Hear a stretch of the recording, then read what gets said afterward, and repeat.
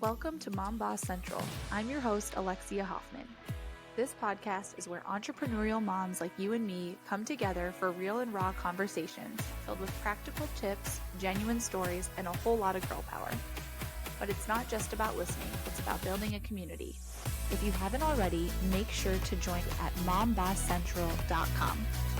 So whether you're sipping on a cup of coffee, pouring yourself a glass of wine, or tuning in on the go, get ready to join the conversation and become part of our supportive Mom Boss Central community. I'm here with Melissa Chavis. Thank you so much for being on the show. Welcome. Can you introduce yourself to our listeners who don't know you? Sure. Yeah. Thank you so much for having me. I'm excited to be here. I'm Melissa Chavis, and I'm an intuitive business coach for mompreneurs. And I am also a mom of 4 young kids. So I completely understand being in this space, filling that mom boss role. Yeah, definitely. I love it. So talk a little bit about how old your kids are and how your business came to be and what that overlap looked like. Yeah. So my kids are pretty young. My oldest is 9 and our middle is 6, and we have 4-year-old twins. So we are right in the thick of it, truly. Yeah. I actually had a 19-year career in human resources, Okay. spending about the last 5 in a business strategy role within my organization, but also was introduced to the world of coaching about 5-6 years ago, and pretty immediately knew that's where I'm supposed to be. That's awesome. Right. However, of course, I went through sort of the whole like doubting myself, not sure if I could really do this for a few years, a lot of stops and starts along the way. But finally started my own business as a side hustle at the very beginning of 2023. So I did do that in addition to my 9 to 5 and being a mom of 4 young kids for about 9-10 months, and was finally able to leave my corporate career in October last year. That is so amazing. And how has it been? Tell us how it's been to leave the 9 to 5. It truly has been amazing. I think, I know a lot of moms get into entrepreneurship to create financial and time freedom for themselves and to have that space in their lives to really be present with their kids, and also to do something that is very fulfilling for them and that they feel like they're, serving their purpose and they're here for a reason and they're helping people in this really tangible way. Yeah. And truly, I feel like that is my life now. Like That's I get so cool. to do all these things and I get to be with my kids when I want to. Yeah, that's amazing. So you did touch on it, but tapping into that freedom of time, freedom of finances, and that work-life balance, work-life integration. How have you managed that when you were working a 9 to 5 and starting your side hustle, and then how has that shifted once you went full-time with your business? So, I mean, things were pretty busy when I was in my 9 to 5, right? I had to kind of just be very intentional about when I was carving time out of my day. And truly, sometimes it was like 15 minutes here and there just to, focus on some of the learning that I was doing, obviously in the beginning was a big piece of it, right? And then being super intentional about the tasks that I was doing, right? Are you doing the things that are really moving the needle for you? Yeah, definitely. Yeah, unfortunately, I did I don't know if it's unfortunately, but I did have an experience of working with a coach in the very beginning who had a very sort of like masculine sort of style, a way of building a business, and really I got into that sort of mindset that I needed to be like pushing really hard and going. And so there were periods of time in like the first 6 months of my business where I did kind of get burned out from doing all the different things. Yeah. And I said the reason that I kind of took back my like unfortunately was because I think that truly did help me then realize okay, this isn't sustainable. There must be a better way. Yeah. And really is what helped me create better boundaries and find, more aligned ways to build a business. And I think is kind of ultimately what got me to where I am today was that realization of like, okay, there's got to be a different way to do this, a better way to balance it all. Yeah, And so that's amazing. That's great that you were able to learn that so early in your business. And although like burnout is never a pleasant thing, it's awesome that you were able to overcome that and take that as a learning opportunity. There's so much of what you said that I want to dive into, but I do want to just go back to very briefly, you mentioned the learning that you did in the beginning. And for our listeners who are at a place of maybe wanting to pursue a side hustle, and sometimes it can feel like so discouraging, like you're not moving the needle forward, like you said. But I think that learning is such a huge piece that we discount because it doesn't necessarily result in a dollar amount coming in. And I just think that the fact that you mentioned that is so important because I think so many people that speak about how they grow their business, they just jump right over the learning piece. Like we, thought about a business and then we had a business and that's it. And it's so easy, right? And everybody should do it. But really, that's not what's happening. And even when people share their struggles, I think very rarely do they acknowledge all of the hours that you have to put in where you don't know if it is or isn't going to move the needle forward. So how would you help someone identify what activities they should be doing at an early point in their business and what is something that might not move the needle forward but is still necessary? Talk a little bit about what that looked like for you and for someone else, how they can have some guidance there. So I mentioned I worked with a coach pretty much, it was pretty immediately. Once I realized like, no, I'm really doing this. I am actually starting this business. I am committed. I'm doing it. I'm here. I hired a coach pretty much right off the bat. Yeah. Because I knew that I have not heard a single, success story out there where someone didn't invest in themselves pretty much like from the get-go. That is right? so good. So yes, that is so all those important. people that, right? So all those people you hear out there making millions of dollars, right? Yeah. They invested in themselves and they learned from someone who's done it before them. Yeah. And I think that, I knew that. I realized that. I never started my own business before. And so obviously I wanted to make it as quick as possible and take out some of the, I know there will be failures along the way. There will be for everyone.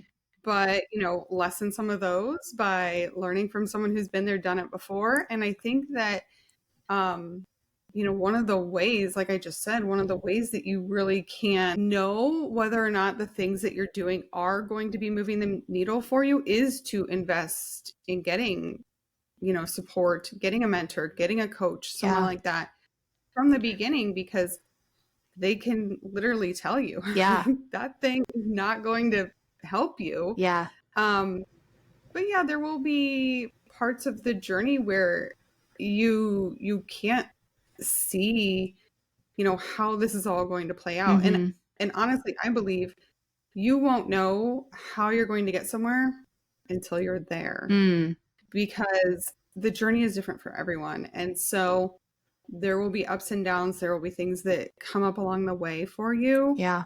And you truly won't know what your journey looks like until you get there. There's no true roadmap to follow. Definitely. That is so important also for, I think, a lot of people to hear who are maybe going along on their journey, feel like I know for me, it's been a lot of times I feel like I take 2 steps forward, 3 steps backward, and it can be so discouraging in that season where it feels like you know where you want to go, but you're not sure how to get there. So I think it's important to normalize that and acknowledge that all of us have been there. And if you haven't been there yet, you probably will be at some point. But I think having that community is so vital to making it through. I truly believe community and mentorship and having people that you can share those struggles with is the difference between making it and not. Because I think if you're doing that alone and the only voice that you're hearing is your own, it can get negative so quickly and it can talk you out of all the good work that you're doing. And I think our brain can be a liar, right? Of like, oh, you're never going to make it. This is why you shouldn't have done it in the first place. At least for me, I know I have pretty good self-talk and I can normally acknowledge and stop it, but still those voices creep in and they lie and they say things that are so discouraging. So for me, that was a huge part of starting the Mom Boss Central community and building out a space for accountability partners and support, because as women and moms, we need to have a space where we can talk openly and honestly about every struggle that we're facing, because if you're feeling it, chances are someone else has felt it as well, right? So with that, I mean, Absolutely. what struggles did you have to overcome early on and how did you do that? So I think just along the lines of what you were saying, I do believe that mindset is like 85-90% of success in this space. Yeah. Because ultimately you're not going to make it if you are constantly sort of in that negative space and listening to that negative self-talk that's going to come up for all of us. Yeah. But the real challenge is kind of pulling yourself back from that, pulling yourself out of that space. But yeah, of course, I faced those challenges along the way. I dealt with imposter syndrome even in my corporate career. Even, 10 years into it, Yeah. I was in a management role and was like, oh my gosh, people are going to figure out that I'm a fraud. Like, I think everyone has felt that. Yeah. I don't know what I'm doing. And so, of course, that rolled over into, starting my own business. There were so many times when I felt like, what am I doing? There's no way that anyone's going to believe that I'm doing this. Yeah. Or I have no idea what I'm doing. Yeah. And I think, like we just said, that mindset piece, that taking control of your self-talk and knowing how to bring yourself back out of it. And of course, having community, having mentorship, having other people there to help you along the way. I think that for me, that truly was the point where once I was finally able to get my mindset in the right place, that was that point where I really, really started my business for real and didn't stop that time. So like I had said, there were many stops and starts along the way. And I think a lot of it was just me getting in my own way, really, and talking myself out of it. And so I really, once I got there, once I was like, nope, this is what I'm doing, I'm truly committed to this. That was when I actually really started a business and it really started going somewhere. Yeah, that's awesome. So how did you overcome that? What did you do that got you from the point of stopping and starting, from being uncertain to fully believing in yourself and having the confidence that it takes to push through those struggles and you decide that now this is it? And this is actually one of the first steps that I take my coaching clients through. And it is just becoming aware of the thoughts that you are having, because as you've probably heard, we have, somewhere between 60 to 80,000 thoughts per day that run through our head. So becoming aware of those thoughts and starting to question them and starting to really dig in and look at it. And it was a process. It takes time. It takes dedicated effort, right? To really focus in on this and to understand sort of the stories that you've been telling yourself and realize that many of them are false or just truly not what you actually believe, or just aren't going to get you where you really want to go. Yeah, definitely. And then focusing in on changing those stories, changing those thoughts, changing those beliefs that you hold about yourself. And I do think that this is some of the heaviest work in entrepreneurship, because, and I think it's totally necessary. Yeah, definitely. And I think it is so overlooked. I think when you look at building a business and you have a business plan, mindset isn't typically something that's on the list, at least in the books that I've read or, the courses that I've seen. It's something that we just kind of brush over and don't, like you said, spend the time that is needed. And it kind of goes back to that learning piece as well. It's like the non-sexy parts of entrepreneurship that people aren't talking about enough, that you read a book and, you know, I think it's like if you're reading between the lines, you obviously see how important mindset is, but very rarely is it spelled out as here's the work you need to do or the work you can do to improve your mindset, because that will, you know, that will make or break someone, especially as a mom. It's so easy to get into that negative mindset. And I think mom guilt, especially as working moms, for me, it's like, you know, that's a battle I have almost daily. I know this weekend I was wanting to go to Costco and I didn't want to be away from my kids and my husband didn't want to go to Costco, and I'm like getting all worked up about it, and then we didn't end up going, but then I'm all frustrated that we didn't go, so I'm not even enjoying my time with my kids, the whole point that I wanted to go with them. So it's just like, okay, take a step back, look at the situation and truly evaluate, like, why am I feeling this way? Okay, it's okay. I'm validating that. And now I can be better moving forward, instead of getting stuck in that shame spiral, because it's so easy to disprove kind of what we do as moms or say, oh, I wish I did it different. But I mean, to really identify it, acknowledge it, and then move forward. I think that's just such a huge piece for me, at least with my kids and with my business, of like not being stuck in the past, but finding a way to move forward. Absolutely. I mean, and that is, you kind of hit the nail on the head there, talking about how you had to kind of take a step back and look at what story am I telling myself right now about this whole situation? Yeah. Because ultimately our reality is just the thoughts that we're having, the stories that we're telling ourselves. And that is what's creating the feelings that we're having in that moment, the actions that we're taking, and then ultimately the results that we're getting. So it's like, you know, you took that step back and you were able to really reflect and see that, okay, so basically the result is I'm not showing up in the way that I want to with my kids right now because of these thoughts that I'm having and all of the stuff that's running through my brain right now. And how can I, you know, how can I change that? Because I want to be there. I want to be present. And I think, like I said, I really feel like this is sort of very, very foundational work in running a business, especially as a mom, because you will never, as a mom running a business, be able to like be one dedicated and focused in any area. So there will be times when you're focusing on your business and that is your priority right now. Definitely.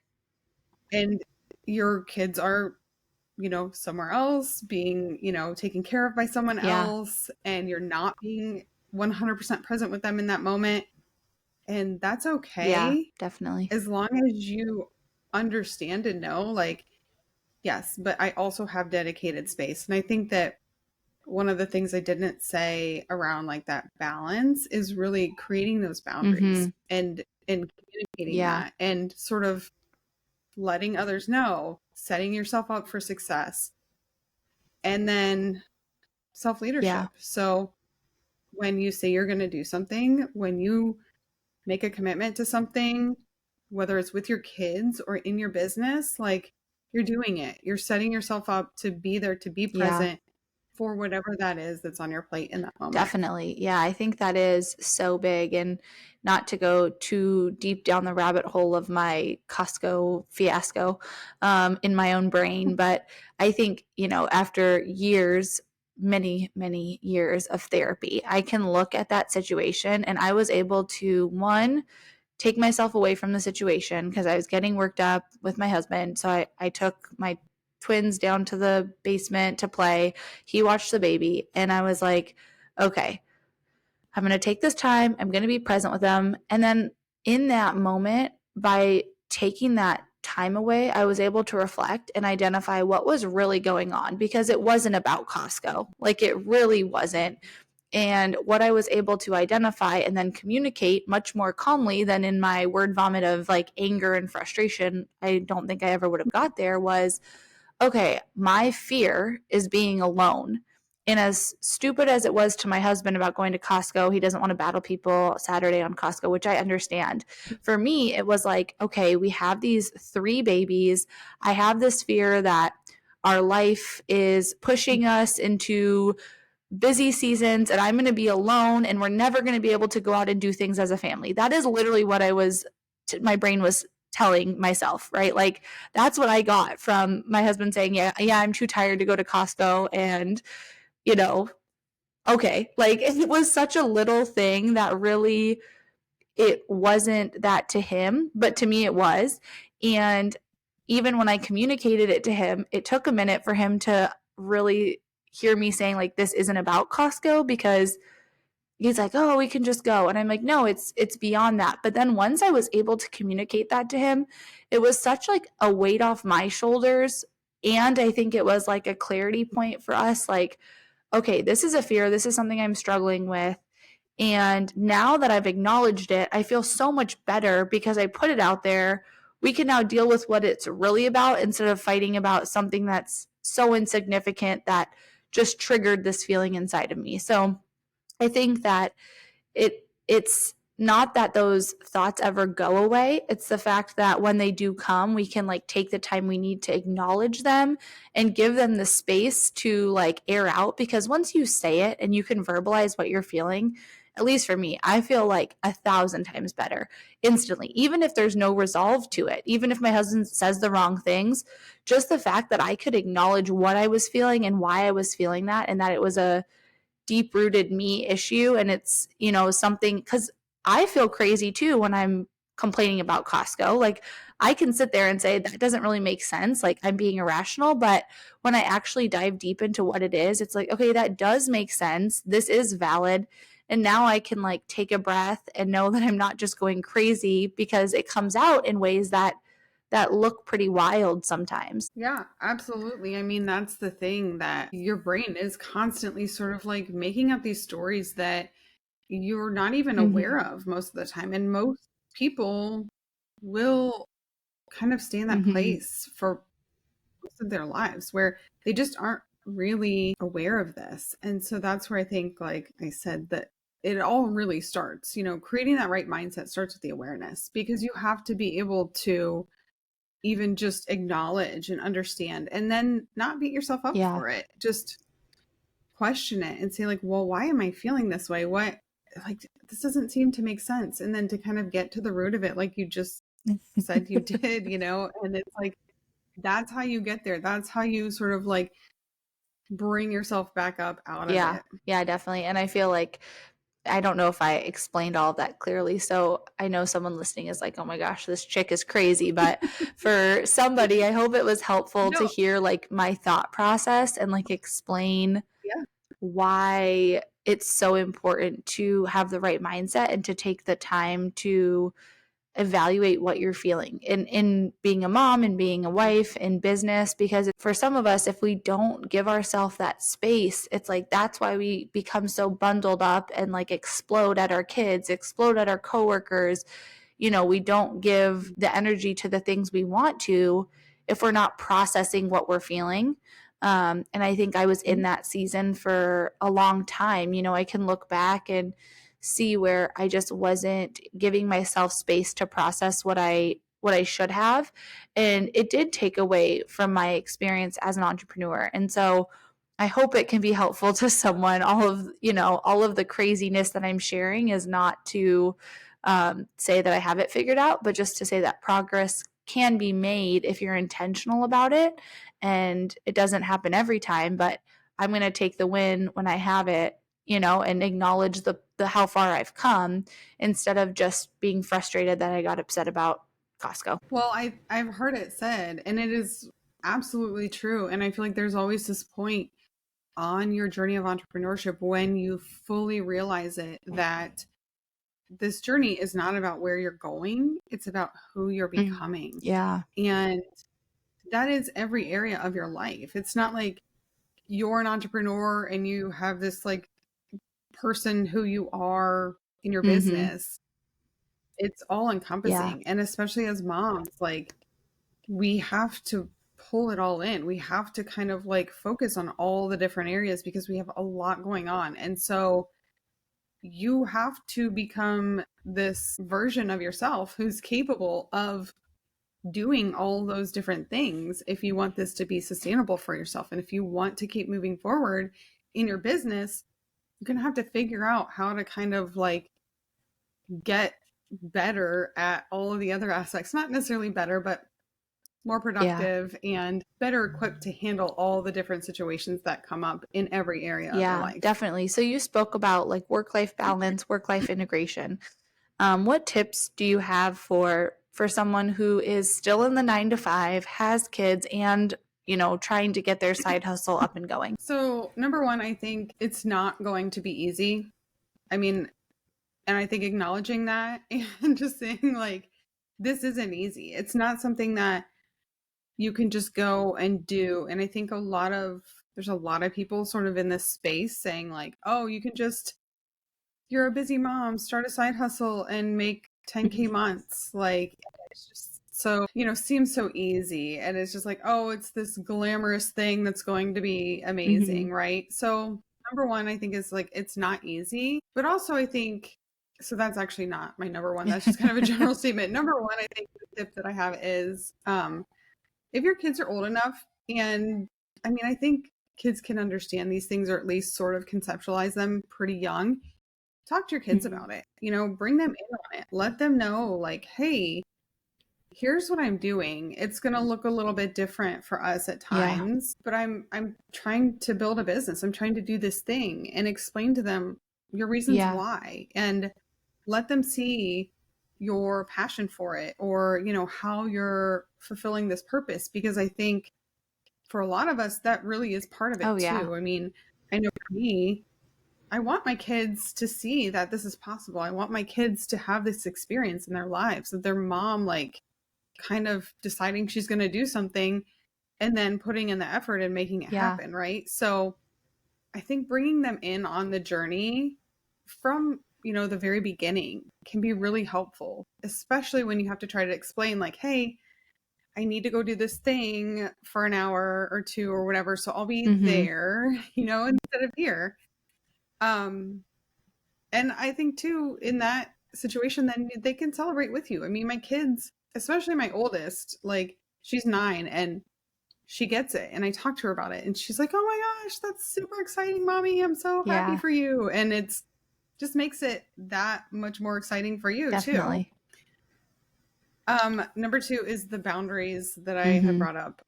Creating those boundaries and really communicating them, making sure that you are talking to the people around, you know, your spouse, if you have one, or whatever support system you have around you, communicating like, hey, this is important to me. And so I'm going to be dedicating, you know, this time here, or I need your help with this thing here so that I can focus on my business too.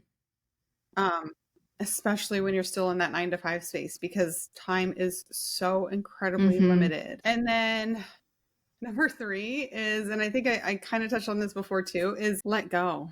Truly let go of your needs or desires to sort of feel like you are nailing it in every area of your life in every moment, because ultimately you're not going to, like, you're not going to have a spotless home every single day while also working a 9 to 5 and trying to be a present parent. I mean, there will be things that need to fall off your plate for a little while. That's so important. So I'm so glad you said that. And it's okay, right? Like, you'll clean your house tomorrow, or you'll clean your house on the weekend when you have a little bit more time. Like, everybody will be okay if your house isn't spotless. Or if, you know, there's laundry that still needs to be done or still needs to be put away. I feel like our house is just laundry baskets everywhere. I can relate to that. Yes, there's so much laundry. Oh my gosh. So I think that's, you know, you're going to be focused on different areas at different times. And so that's okay. You don't have to be number one mom in the whole world every single minute of every single day. as long as, you have those touch points with your kids and you have those Mm-hmm. connections, like they know that you Mm-hmm. love them and they know that you also have some other priorities in Yeah. your life. And that's okay Yeah, too. definitely.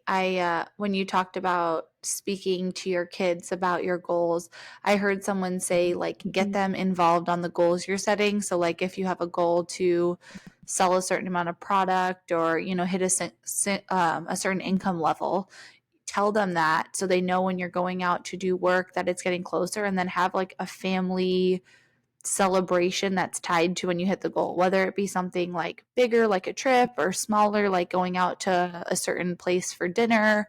Try to get them like involved and invested in the goal. So it's like a fun family thing that they're all wanting you to achieve. And I thought that was so smart. My kids are a little too young to understand it, but I definitely like, I love to travel. And so for me, it's like going to be tied to trips, right? Like if I hit this goal, we're going on a family trip somewhere. And I think things like that are such a good idea because who doesn't want to be involved. Your kids, I'm sure, would like love that and feel so much more important into what you're doing. I just think of with my husband, like I want to know what's going on with his business. I want to know about his goals.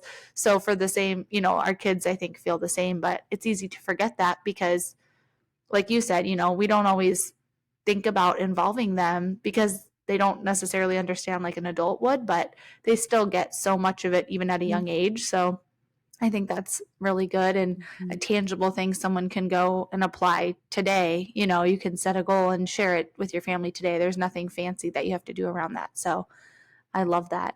You also spoke about not hitting 100% in every category all the time. And I'm curious, like with that mindset, how did you know when you were ready to make the leap from the 9 to 5 with a side hustle to full-time mom boss, going full-time on your business and becoming an entrepreneur? So I think that it always is a bit of a leap.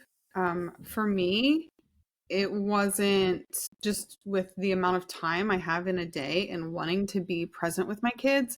It wasn't really, I didn't feel like it was really possible for me to actually replace my full-time income with my Mm-hmm. business income prior to making Mm-hmm. that leap. So yeah, I basically got to a point where I had enough clients that I'm like, I don't know when I would even take any more on, because right now in my business I just do Mm-hmm. one-on-one coaching. And so like doing coaching in the evenings after the kids go to bed, I'm doing it, during lunch breaks and on the weekends. Like I kind of was like, when else am I going to fit any more in? I feel like this is as big as this current business Mm-hmm. can grow without me having to leave my Yeah. 9 to 5. And so I kind of, not that I was forced into it, but it was kind of like I had to Yeah. make a decision at that point. Do I just keep my business at this level, or do I make that leap and then hope and plan that it Yeah. does grow bigger, right?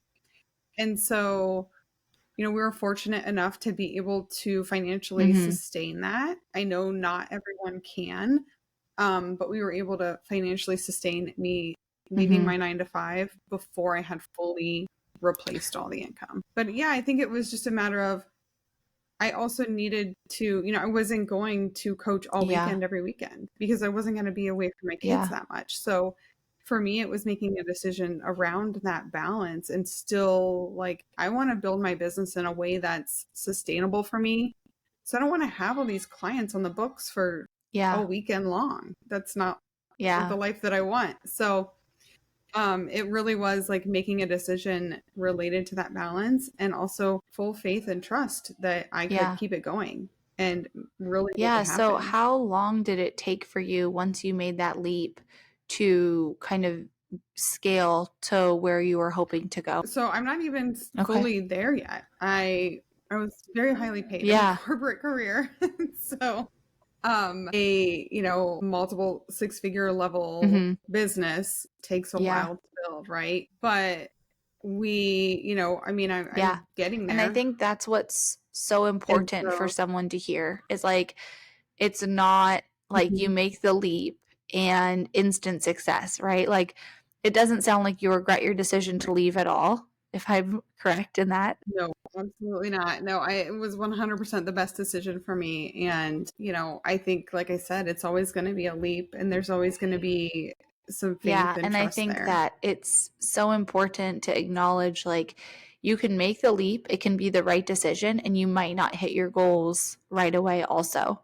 And I think that sometimes we get maybe caught up in like the social media highlight reel lifestyle of, okay, they must have hit all their goals because they're doing awesome things. And to the outside world, everything you're doing is great. I have no like negative things about how many clients you have. I'm not saying that at all, but I think it's important to acknowledge you might not be hitting your goals that you set, and that's okay. And you're still happy with your decision. You're still working towards them and you're still making it work because it's what you're passionate about.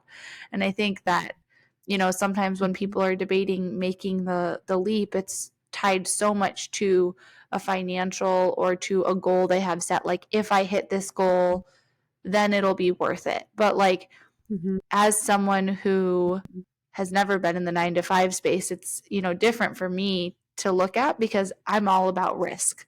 Where like my husband, on the other hand, like he had certain metrics, like to make it work, we have to do this. And if you break it down, right, it just came down to numbers for him. But I think it's important to remember that the reason behind why people become entrepreneurs and leave their job is not just financial, right? Like the safety and the security comes to that 9 to 5, like that, right? That's what it's all about. But if you're going after what you're passionate about and like a more fulfilled life, can you sacrifice some money for more time or more freedom or more joy in what you're doing?